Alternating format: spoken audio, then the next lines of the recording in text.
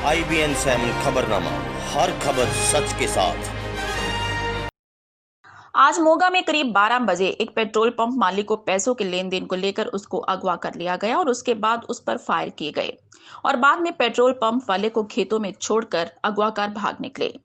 वहीं petrol pump मालिक द्वारा अपनी आत्मरक्षा के लिए अपनी लाइसेंसी रिवॉल्वर से युवकों पर फायरिंग की गई, जिसमें से एक युवक की बाजू पर गोली लगी और एक अगवाकार खुद मोगा के सिविल अस्पताल में आकर दाखिल हो गया, जिसको पुलिस ने गिरफ्तार भी कर लिया है।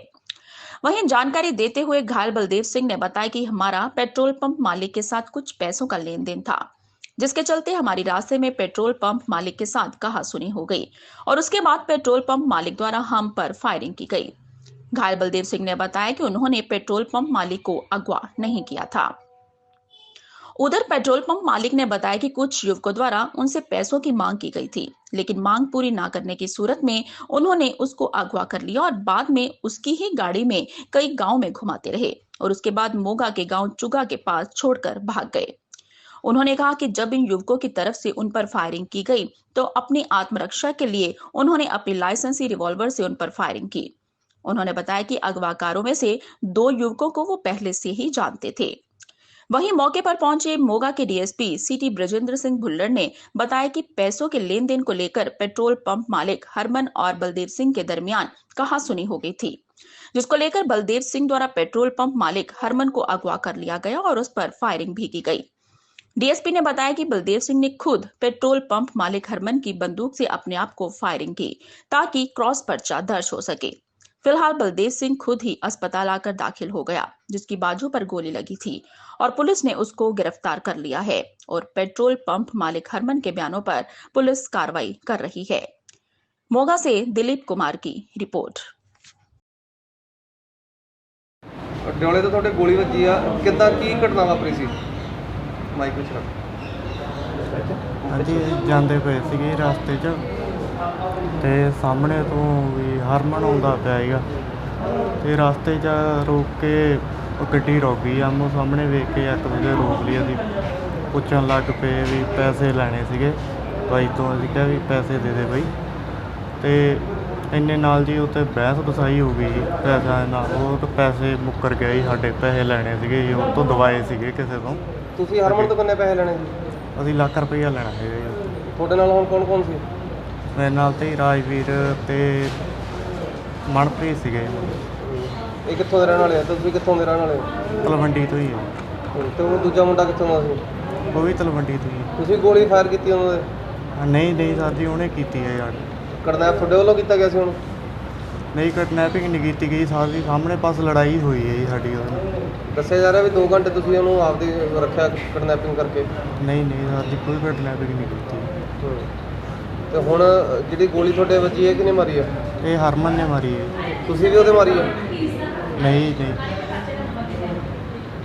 ਇੱਕ ਹਰਮਨਜੀਤ ਸਿੰਘ ਆ, ਬਦਨੀ ਕਲਾਂ ਦਾ ਪੈਟਰੋਲ ਪੰਪ ਹੈ, ਰਹਿਣ ਵਾਲਾ ਇਹ ਬਾਘੇ ਪੁਰਾਣੇ ਦਾ। ਅਤੇ ਬਾਘੇ ਪੁਰਾਣੇ ਤੋਂ ਬਦਨੀ ਕਲਾਂ ਡੇਲੀ ਵਾਇਆ ਚੜੇਕੀ ਆਉਂਦਾ ਸੀਗਾ। ਇਹਦੇ ਕੁਛ ਮੁੰਡਿਆਂ ਨਾਲ ਪੈਸੇ ਦਾ ਲੈਣ ਦੇਣ ਸੀ, ਇਹਨੇ ਪੈਸੇ ਲੈਣੇ ਸੀ ਉਹਨਾਂ ਤੋਂ। ਉਹ ਪੈਸੇ ਦੇਣ ਦੀ ਬਜਾਏ ਹੋਰ ਪੈਸੇ ਮੰਗਦੇ ਸੀ ਇਹਦੇ ਤੋਂ। ਉਹ ਸੀਗੇ ਰਾਜਵੀਰ, ਬਲਦੇਵ ਸਿੰਘ ਅਤੇ ਗੁੱਗੂ। ਅਤੇ ਅੱਜ ਉਹਨਾਂ ਨੇ ਚੜਿੱਕ ਦੇ ਕੋਲ ਕੋਠੇ ਜੈਤੋ ਚੜਿੱਕ, ਉੱਥੇ ਇਹਨੂੰ ਕਰੀਬ 11:30 ਵਜੇ ਇਹ ਆਪਦੀ I-20 'ਚ ਆ ਰਿਹਾ ਸੀਗਾ, ਤਾਂ ਉਹਨਾਂ ਨੇ ਇੱਕ ਸਕੋਰਪੀਓ ਕਾਲੇ ਰੰਗ ਦੀ ਅਤੇ ਇੱਕ ਏਸੈਂਟ ਕਾਰ ਸੀਗੀ, ਉਹਦੇ ਨਾਲ ਇਹਨੂੰ ਘੇਰ ਲਿਆ। ਇਹਦੇ 'ਤੇ ਹਮਲਾ ਕੀਤਾ ਉਹਨਾਂ ਨੇ, ਫਾਇਰ ਕੀਤਾ ਇਹਦੇ 'ਤੇ, ਇਹਨੇ ਜਵਾਬੀ ਫਾਇਰ ਕੀਤਾ। ਤਾਂ ਫਿਰ ਉਹਨਾਂ ਨੇ ਇਹਨੂੰ ਕਿਡਨੈਪ ਕਰ ਲਿਆ। ਉਹਨੂੰ ਕਾਫੀ 2 ਘੰਟੇ ਉਹਨੂੰ ਘੁਮਾਉਂਦੇ ਰਹੇ ਅਤੇ ਜਦੋਂ ਘੁਮਾਉਂਦੇ ਰਹੇ ਇਹਦੇ ਹੱਥ ਬੰਨ੍ਹੇ ਹੋਏ ਸੀਗੇ। ਜਿਹੜਾ ਸੀਗਾ ਰਾਜਵੀਰ, ਉਹਨੇ ਹਰਮਨ ਦੇ ਲਾਇਸੈਂਸੀ ਰਿਵਾਲਵਰ ਨਾਲ, ਜਿਹੜਾ ਬਲਦੇਵ ਸਿੰਘ ਹੈ ਇਹਦੀ ਡੋਲੇ ਦੇ ਕੋਲ, ਉਹਨੇ ਗੋਲੀ ਮਾਰੀ ਆ ਵੀ ਅਸੀਂ ਬਰਾਬਰ ਦਾ ਕੇਸ ਬਣਾਵਾਂਗੇ। ਅਤੇ ਉਸ ਤੋਂ ਬਾਅਦ ਜਦੋਂ ਪੁਲਿਸ ਹਰਕਤ 'ਚ ਆਈ, ਸਾਰੀਆਂ ਟੀਮਾਂ, ਸਾਈਬਰ ਕ੍ਰਾਈਮ ਦੀ ਟੀਮ ਵੀ, ਇਹਨਾਂ 'ਤੇ ਪ੍ਰੈਸ਼ਰ ਬਣਿਆ, ਤਾਂ ਇਹਨਾਂ ਨੇ ਉਹਨੂੰ ਛੱਡ ਦਿੱਤਾ। ਅਤੇ ਆਪ ਜਿਹੜਾ ਹੈਗਾ ਸੀ ਹਸਪਤਾਲ ਤੱਕ ਦਾਖਲ ਹੋ ਗਿਆ। ਜਿਹੜਾ ਹਰਮਨ ਸੀ ਉਹ ਵੀ ਇਸ ਵੇਲੇ ਦਾਖਲ ਹੈ। ਹਾਲਤ ਕਿੱਦਾਂ ਹੈ ਦੋਨਾਂ ਦੀ? ਹਾਲਤ ਠੀਕ ਹੈ। ਕਿੰਨੀਆਂ ਗੋਲੀਆਂ ਲੱਗੀਆਂ ਨੇ? ਇੱਕ ਗੋਲੀ ਵੱਜੀ ਆ ਡੋਲੇ 'ਤੇ, ਉਹ ਵੀ ਇਹਨਾਂ ਨੇ ਆਪ ਹੀ ਮਾਰੀ ਆ ਉਹਦੇ ਰਿਵਾਲਵਰ ਦੇ ਨਾਲ। ਕਿੰਨੀ ਅਰੈਸਟ ਕੀਤੀ ਤਾਂ ਪੁਲਿਸ ਵੱਲੋਂ ਕੀ ਕਾਰਵਾਈ ਦੋਨਾਂ ਦੇ ਮਾਮਲਾ ਦਰਜ ਹੈ ਜੀ? ਅਰੈਸਟ ਜਿਹੜਾ ਹੈਗਾ ਬਲਦੇਵ ਇੱਥੇ ਐਡਮਿਟ ਹੋਣੀ ਆ ਗਿਆ, ਅਕਿਊਜ਼ਡ ਹੈ, ਤੇ ਜਿਹੜਾ ਹਰਮਨਜੀਤ ਆ ਉਹ ਵੀ ਇਸ ਵੇਲੇ ਐਡਮਿਟ ਹੈ। ਸਰ ਬਲਦੇਵ ਦੇ ਨਾਲ ਕਿੰਨੇ ਬੰਦੇ ਸੀ ਹੋਰ ਵੀ? ਬਲਦੇਵ ਦੇ ਨਾਲ ਪਹਿਲਾਂ ਤਾਂ ਜਿਹੜਾ ਹਰਮਨ ਦੱਸਦਾ ਸੀ ਉਹ ਤਾਂ 6 ਬੰਦੇ ਦੱਸਦਾ ਸੀਗਾ। ਇਹ ਹੁਣ ਜਿਹੜਾ ਬਲਦੇਵ ਹੈ ਇਹ ਇਸ ਵੇਲੇ ਨਸ਼ੇ ਦੀ ਹਾਲਤ 'ਚ ਲੱਗਦਾ ਹੈ, ਕੁਝ ਕਲੀਅਰ ਨਹੀਂ ਦੱਸ ਰਿਹਾ। ਇਹ 2 ਬੰਦਿਆਂ ਦੇ ਨਾਂ ਹੀ ਲੈ ਰਿਹਾ। ਤੇ ਕਿਡਨੈਪ ਕਰਕੇ ਸਰ ਕਿੱਥੇ ਲੈ ਕੇ ਗਏ? ਕਿਡਨੈਪ ਕਰਕੇ ਇਹਨੂੰ ਅਲੱਗ-ਅਲੱਗ ਥਾਵਾਂ ਤੇ ਇਹਨੂੰ ਘੁਮਾਉਂਦੇ ਰਹੇ, ਆ ਰੌਲੀ ਵੱਲ ਲੈ ਗਏ। ਸਰ ਪੈਸਾ ਲੈਣ ਦੇਣ ਕਿੱਦਾਂ ਦਾ ਸੀਗਾ? ਕੋਈ ਇਹਨਾਂ ਨੇ ਉਧਾਰ ਲਏ ਸੀ ਪੈਸੇ ਜਾਂ ਕਿਸ ਤਰ੍ਹਾਂ ਦੀ ਫਰੋਤੀ ਕੋਈ ਸੀ? ਨਹੀਂ ਫਰੋਤੀ ਵਾਲਾ ਕੋਈ ਗੱਲਬਾਤ ਸੀ ਨਹੀਂ। ਪੈਸੇ ਇਹਨਾਂ ਦਾ ਲੈਣ ਦੇਣ ਸੀਗਾ, 1,88,000 ਇਹਨਾਂ ਨੇ ਸ਼ਾਇਦ ਪਹਿਲਾਂ ਲਿਆ ਹੋਇਆ ਸੀਗਾ ਤੇ ਉਹ ਤੋਂ ਹੋਰ ਪੈਸੇ ਮੰਗਦੇ ਸੀਗੇ। ਉਹਦਾ ਜਿਹੜਾ ਪੰਪ ਸੀ ਉਹ ਬੰਦ ਸੀ ਕਿਉਂਕਿ ਰੈਨੋਵੇਸ਼ਨ ਹੋ ਰਹੀ ਸੀਗੀ। ਉਹ ਕਹਿੰਦਾ ਵੀ ਮੈਂ ਪੈਸੇ ਕਿੱਥੋਂ ਦੇ ਨਹੀਂ ਸਕਦਾ ਜੇ। ਇਹ ਕਹਿੰਦੇ ਫਿਰ ਸਾਨੂੰ ਲੈਣੇ ਆਉਂਦੇ ਆ। ਇਸ ਚੀਜ਼ ਤੇ ਪੈਸੇ ਮੰਗ ਰਹੇ ਸੀ? ਪੈਸੇ ਵੈਸੇ ਹੈਲਪ ਦੇ, ਪਹਿਲਾਂ ਕਿਤੇ ਦੀ ਮਦਰ ਬਿਮਾਰ ਸੀਗੀ ਉਦੋਂ ਵੀ ਉਹਨੇ ਦਿੱਤੇ, ਹੱਥ ਆਧਾਰ ਹੀ ਸੀਗਾ। ਜਾਣਕਾਰੀ ਆ ਬਸ? ਹਾਂਜੀ ਜਾਣਕਾਰ ਸੀਗੇ ਪਹਿਲਾਂ। ਸਰ ਹੁਣ ਦੋਨੋਂ ਪੁਲਿਸ ਕਸਟਡੀ ਦੇ? ਹਾਂਜੀ ਦੋਨੋਂ ਪੁਲਿਸ ਕਸਟਡੀ ਦੇ ਦੋਨੋਂ ਬੰਦੇ? ਨਹੀਂ, ਉਹ ਜਿਹੜਾ ਕਸਟਡੀ 'ਚ ਤਾਂ ਬਲਦੇਵ ਆ ਅਕਿਊਜ਼ ਜਿਹੜਾ। ਹਰਮਨ ਦੇ ਬਿਆਨ ਤੇ ਕਾਰਵਾਈ ਕਰਾਂਗੇ ਅਸੀਂ। ਸਰ ਇਹ ਕੰਮ ਕੀ ਕਾਰੋਬਾਰ ਹੀ ਕਰਦਾ ਬਲਦੇਵ ਸਿੰਘ ਜੀ? ਕੀ ਨਾਮ ਹੈ ਤੁਹਾਡਾ? ਮੇਰਾ ਨਾਮ ਹਰਮਨਪ੍ਰੀਤ ਸਿੰਘ ਹੈ ਜੀ। ਹਰਮਨ ਜੀ, ਅੱਜ ਕੀ ਗੋਲੀਆਂ ਚੱਲੀਆਂ ਸੀਗੀਆਂ, ਕੀ ਗੱਲ ਹੋਈ ਸੀ ਸਾਰੀ? ਇਹਨਾਂ ਨੇ ਲੁੱਟ ਖੋਹ ਕਰਨ ਮੈਨੂੰ ਪੈ ਗਏ ਤੇ ਚੜੈਕ ਵਾਲੇ ਰਾਹ ਤੇ ਸੀਗੇ। ਮੈਂ ਆਪਣੇ ਪੈਟਰੋਲ ਪੰਪ ਆ ਮੇਰਾ ਬੁੱਟਰ ਤੇ ਬਾਘਾ ਪੁਰਾਣਾ ਮੇਰਾ ਘਰ ਹੈ। ਮੈਂ ਜਾ ਰਿਹਾ ਸੀ ਆਪਣੇ ਪੰਪ ਤੇ, ਸੋ ਰਸਤੇ 'ਚ ਜਾਣੀ ਕਿ ਇਹਨਾਂ ਨੇ ਮੈਨੂੰ ਘੇਰ ਕੇ 6 ਜਣੇ ਸੀਗੇ, ਗੱਡੀ ਅੱਗੇ ਲਾ ਲਈ ਇਹਨਾਂ ਨੇ, ਜਿਵੇਂ ਮੇਰੇ ਆਪੋਜ਼ਿਟ ਸੀਗੇ ਇਹਨਾਂ ਨੇ ਗੱਡੀ ਲਾ ਲਈ, ਘੇਰ ਕੇ ਇਹਨਾਂ ਨੇ ਮੇਰੇ 'ਤੇ ਫਾਇਰਿੰਗ ਕਰਤੀ। ਕਿੰਨੇ ਪੈਸੇ ਦੀ ਤੁਹਾਡੇ ਕੋਲ ਲੁੱਟ ਖੋਹ? 1.5 ਲੱਖ ਰੁਪਏ ਮੇਰੇ ਤੋਂ ਲੈ ਗਿਆ, ਇੱਕ ਮੇਰੀ ਚੈਨ ਆ ਗਈ। ਉਸ ਤੋਂ ਬਾਅਦ 'ਚ ਮੈਨੂੰ ਉੱਥੋਂ ਕਿਡਨੈਪ ਕਰਕੇ ਇਹਨਾਂ ਨੇ ਤੇ ਮੈਨੂੰ ਘੁਮਾਈ ਫਰਾਈ ਗਏ ਪਿੰਡਾਂ 'ਚ। ਕੋਈ ਰੰਜਿਸ਼ ਸੀ ਤੁਹਾਡੀ ਇਹਨਾਂ ਨਾਲ? ਨਹੀਂ ਕੋਈ ਰੰਜਿਸ਼ ਨਹੀਂ। ਕੋਈ ਪੈਸੇ ਤਾਂ ਲੈ ਰਹੇ ਸੀ? ਨਹੀਂ, ਇਹ ਤਾਂ ਬਸ ਪੈਸੇ ਮੇਰੇ ਤੋਂ ਮੰਗਦੇ ਸੀਗੇ ਜੀ, ਕਹਿੰਦੇ ਸਾਨੂੰ 2 ਲੱਖ ਰੁਪਏ ਦਿਓ। ਕਿਸ ਗੱਲ ਦੇ ਪੈਸੇ ਮੰਗਦੇ ਸੀ? ਬਸ ਇਦਾਂ ਜਿਵੇਂ ਧਮਕੀ ਵਾਲੀ ਵੀ ਸਾਨੂੰ ਚਾਹੀਦੇ ਬਾਈ, ਸਾਨੂੰ ਚਾਹੀਦੇ ਦੇ ਦਿਓ ਸਾਨੂੰ। ਪੁਲਿਸ ਦੇ ਦੱਸਣ ਮੁਤਾਬਕ ਪੈਸੇ ਲੈਣੇ ਤੁਸੀਂ ਉਹਨਾਂ ਤੋਂ? ਹਾਂਜੀ 1,88,000 ਰੁਪਏ ਪਹਿਲਾਂ ਉਹ ਦਿੱਤੇ। ਕਾਹਦੇ ਦਿੱਤੇ ਸੀ? ਉਹ ਇਹਦੇ ਪਹਿਲਾਂ ਮਾਂ ਸੀ, ਕੈਂਸਰ ਹੋਇਆ ਸੀ ਉਹਨੂੰ, ਉਦੋਂ ਲੈ ਕੇ ਮੈਥੋਂ ਕਿ ਬਾਈ ਜੀ ਮੇਰੀ ਮਾਂ ਢਿੱਲੀ ਆ, ਮੈਂ ਤੈਨੂੰ ਦੇ ਦੂੰਗਾ। ਮੈਂ ਚੱਲ ਕੋਈ ਨਹੀਂ ਯਾਰ ਲੈ ਜਾ।